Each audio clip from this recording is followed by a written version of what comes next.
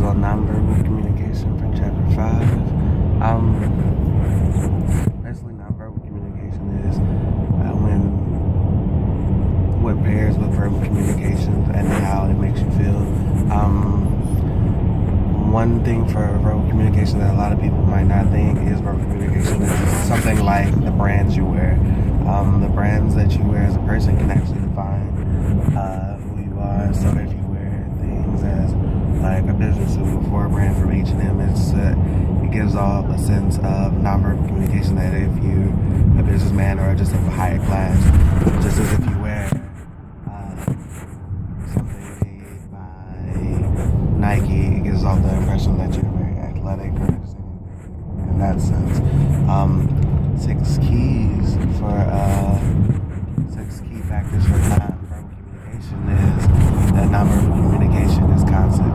No matter what you're doing, saying, there's always some sort of nonverbal communication going on, from the smallest conversations to just anything bigger than that.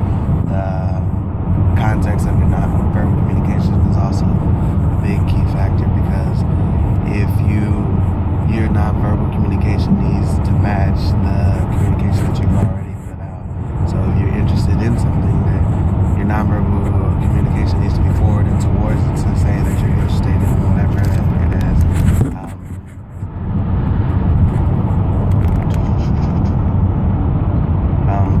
Your nonverbal communication doesn't fly as your verbal communication flies. So if you're saying if you're angry with someone and they ask you what's wrong and you say nothing, your nonverbal communication will show from where you cross your hands, or you just basically are not trying to, let them in. It's also a means of expression, and some nonverbal communication is actually related to culture.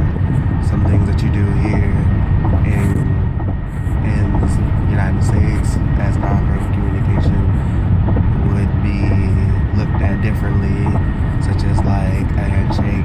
A handshake here is like a sense of hello or welcome, whereas in other places, if you stick your hand out, it's disrespectful. So, and then this will also be for chapter 6 for the listening section.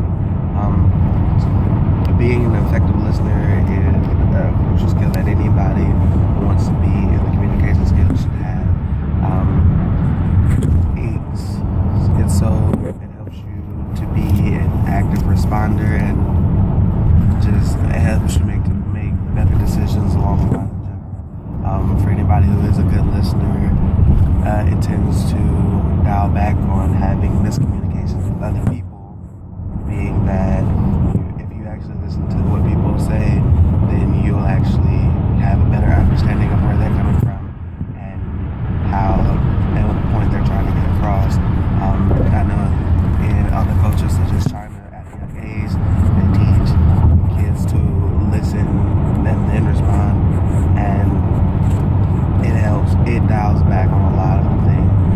Multitasking was one of the things in this section too, and basically it's taught how scientific research has said that multitasking is a myth, because if you're listening but you're still doing this on your phone or you're doing this, you're distracted and you can't fully give the attention that you need to give to the person that you need to be listening to.